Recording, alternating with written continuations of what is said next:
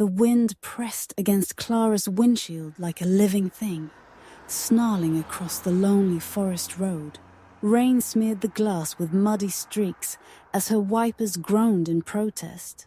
Her GPS had given up miles ago, showing only a blank screen. Her hands gripped the steering wheel with quiet desperation. Knuckles white.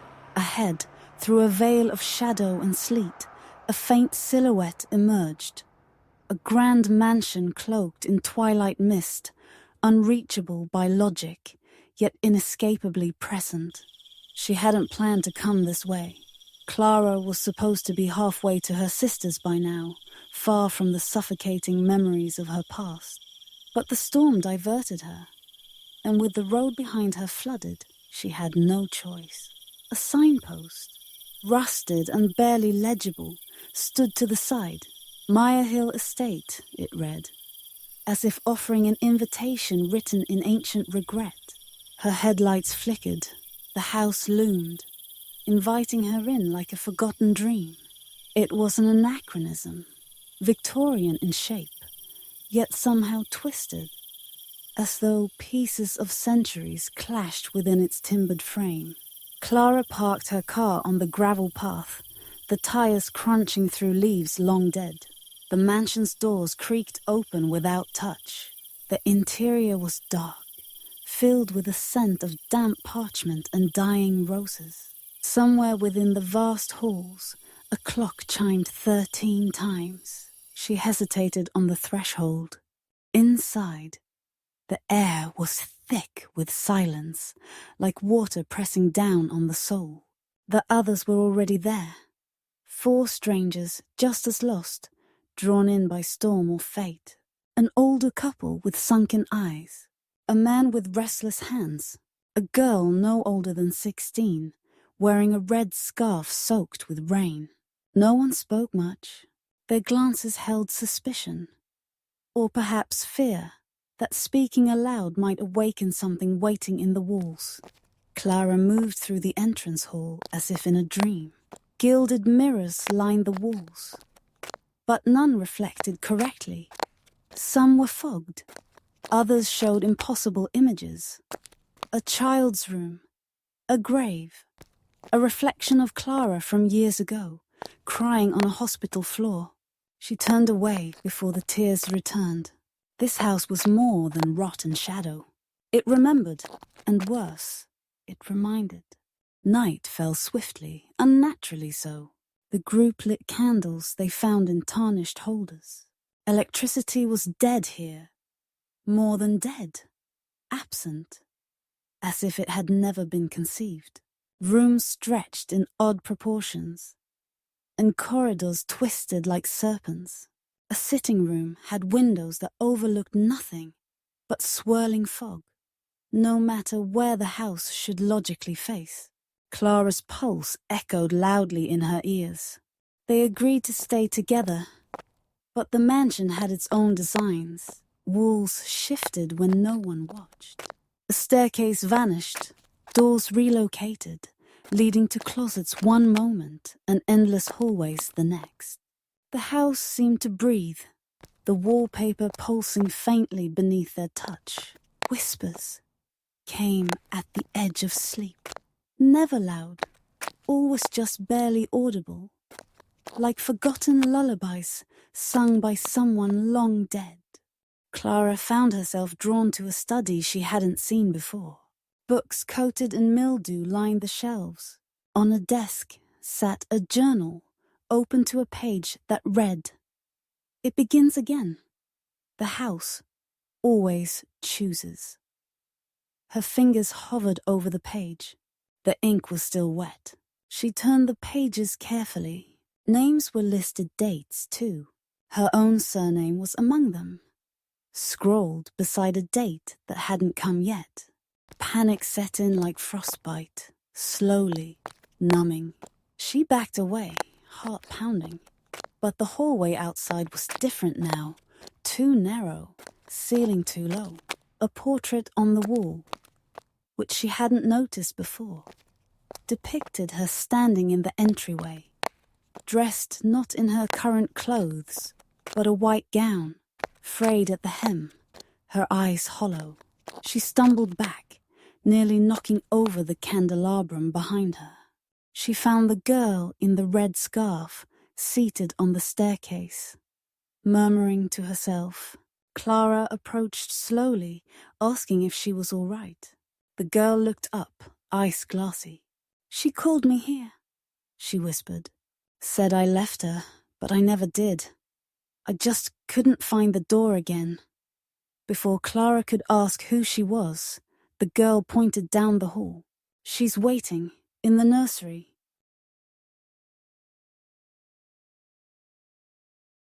No one had mentioned a nursery. Clara hesitated but followed. The hallway was colder now, breath fogging in the air. The walls seemed older here, stripped of plaster. The bones of the house exposed like a rib cage. She found the room at the end of a corridor where the floor sloped downward unnaturally. The door was ajar. Toys lay scattered, some mid-century, others ancient. A rocking horse creaked on its own. In the center of the nursery sat a cradle, untouched by dust. Clara stepped closer, her hand trembling as she reached toward the veil draped across it. As her fingers brushed the fabric, a sudden gust slammed the door shut behind her. The veil lifted on its own, revealing nothing inside but a silver locket, her mother's. The same one buried with her years ago. Clara's breath caught in her throat. She backed away slowly. Whispers filled the room now, layered over each other, a chorus of lost lullabies. Then a new voice, soft but distinct. "You let her go." Clara turned, searching for the speaker. But the room was empty. Only shadows moved here. Yet something unseen brushed her cheek, cold and familiar. She fled the room, not looking back. Her footsteps echoing long after she'd stopped running. The others were changing. The man with restless hands now paced in circles, muttering about locked doors and debts unpaid.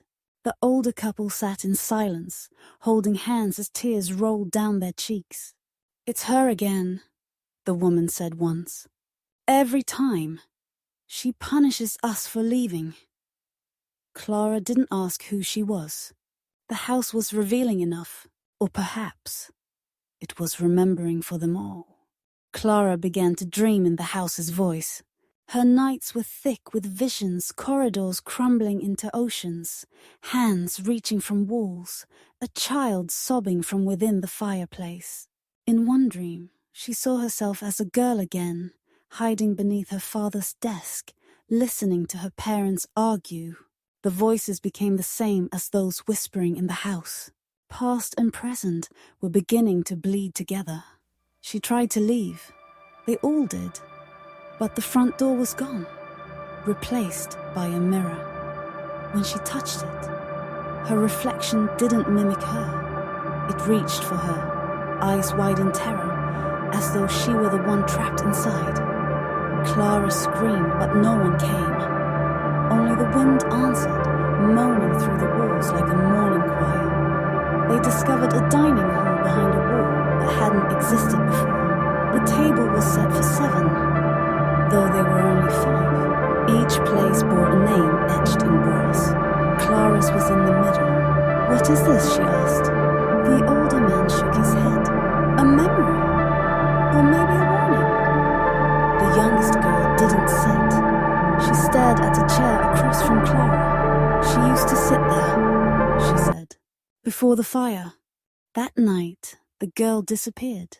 Her scarf remained, caught in the gears of a grandfather clock. Clara wept quietly, though she hadn't known her name. The others seemed unsurprised, as if loss was a currency the house demanded. The house moaned louder now, its walls expanding and contracting. Sometimes, Clara swore she saw eyes blinking from the wallpaper, wet and glistening. Time fractured. Morning never came. The mansion existed in perpetual twilight. Sometimes it snowed in the hallways. Other times, the floor was covered in autumn leaves. A room was filled entirely with sand. Another with ice. Clara stopped asking questions. Each room was a page in a forgotten book of grief and shame. The house was writing a story, and they were merely the ink. She began to follow the symbols. Strange markings etched in stone and wood circles, spirals, broken hourglasses. They appeared at crossroads, behind mirrors, on the backs of portraits. Clara believed they meant something, that perhaps, if she followed them, they might lead her to an answer, or at least to an ending. One evening, though time had lost meaning, Clara found herself in a hallway lined with clocks. Each one ticked at a different pace, some backward, others fast forwarding in feverish leaps. One clock stood still entirely. It bore a small plaque beneath it. Clara Merrin, moment of fracture. As she reached out, the air shifted, and she was no longer in the hallway. She was in her childhood bedroom, the day her sister vanished. She was 12 again. Her sister, Lydia, was sitting by the window, braiding ribbons into her hair. "Don't let her find you," Lydia said softly, eyes never leaving the glass. "She's still hungry." Clara tried to ask who, but her voice wouldn't work. She turned, and the mirror on the far wall was pulsing. From its depths, a silhouette with no face emerged, reaching toward the bed where Lydia sat. Clara screamed herself back into the house. She woke alone in a different room. The others were scattered now, if they still lived. She heard cries echoing from behind sealed doors, sometimes laughter that chilled the marrow. The mansion no longer mimicked architecture. It mimicked minds. She began finding rooms shaped by her memories. Her father's study, the basement of her childhood home, a stairwell that led nowhere. Just like the one she used to sneak up as a child to listen to her mother weep. Eventually, Clara stopped trying to fight the house. She wandered instead, letting it guide her. In some rooms, she saw memories not her own. A woman being married in black lace. A boy locked in a cellar for years, scratching the walls until his fingers bled. A mirror where a man drowned in his own reflection. Were they past victims, or were they echoes of what the house wanted her to become? She found the old man sitting in the library, staring at a book that wrote itself. "You can't change the ending," he murmured. "It's written before you arrive." Clara asked if he'd found a way out. He only laughed, bitter and hollow. "There is no out, only in, deeper in." His hand trembled as he pointed to a passage. "Some must become part of the house, so the others may forget." Clara turned, but he was gone. More symbols began to appear, carved into her skin when she woke. Not bleeding, but glowing faintly beneath her surface like brands. She traced one, a spiral with teeth. In the mirror, her reflection wore a mask of bone, and her eyes were not her own. The house was not just remembering her. It was rewriting her, unmaking her, or perhaps shaping her into something it needed. In one of the final rooms, she found the older woman lying on a bed of ash. "She's in the foundation," she whispered with her last breath. "That's why the house shifts. She's still moving, still dreaming." Clara asked who. The woman smiled and her eyes glazed. A final tear rolled down her cheek before her body crumbled into dust. Clara ran from the room, but the hallway beyond had changed again. She began to see Lydia in every mirror, younger than she remembered, always just out of reach. Clara followed her through mirrored hallways and illogical staircases. Lydia never spoke. She only pointed toward a door at the very bottom of the mansion. A door made of bone and black wood. A door Clara had never seen, but somehow always knew was waiting. It was hidden behind the fireplace in the grand parlor, accessible only when the fire burned blue. Clara whispered an apology as she stepped through. Beyond the door lay a spiral staircase, impossibly deep, descending into the very earth. The walls wept moisture, and the deeper she went, the colder it became. The air tasted of iron and regret. At the bottom, she found a room untouched by time. An altar stood at the center, surrounded by hundreds of small shoes. Children's shoes. A single rocking chair swayed slowly, though no one sat in it. Behind the altar, etched into the stone wall, was the house's original name, Domus Memoriam, the house of memory, or perhaps the house that remembers. Clara knelt, not from reverence, but fatigue. Her mother's voice spoke from the shadows.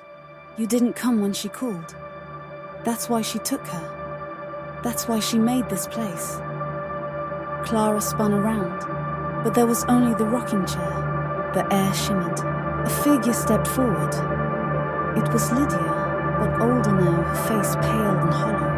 I waited, Clara, she said. I waited at the edge, and you moved on. She doesn't like that. Lydia's skin began to crack like porcelain, and from beneath, the house emerged a being of shifting rooms and mournful cries, a shape made of sorrow and dust. You were meant to remember, it said in many voices, all familiar. But you try to forget. That is the crime. Clara stood, heart racing. Then let me remember. Let me make it right. The house paused. Then, like breath drawn in, it retracted, walls folding, doors slamming shut across floors above. It pulled Clara forward, showing her memories, not just hers, but of every soul it had consumed, a cathedral of grief. She walked among them, faces distorted by time, by guilt. And then she saw herself what she could become, what she was becoming.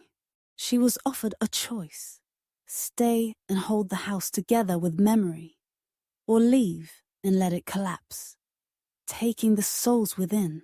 Clara wept. She saw the girl in the red scarf, the older couple's wedding day, the man's childhood locked in silence. She saw Lydia's final moment. Calling her name across the veil, she took Lydia's hand and whispered, I remember now. The house breathed again.